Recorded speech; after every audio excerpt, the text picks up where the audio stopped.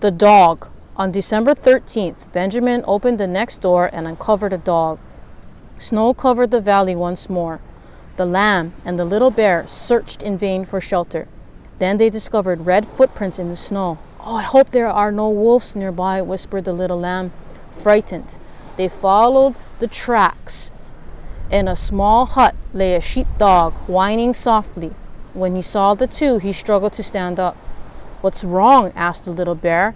The dog howled and licked his left paw. The little bear examined it carefully. "A thorn," he declared. "Hold still so I can pull it out." The dog clenched his teeth and whimpered. I got the thorn," cried the little bear. "Now you can walk again."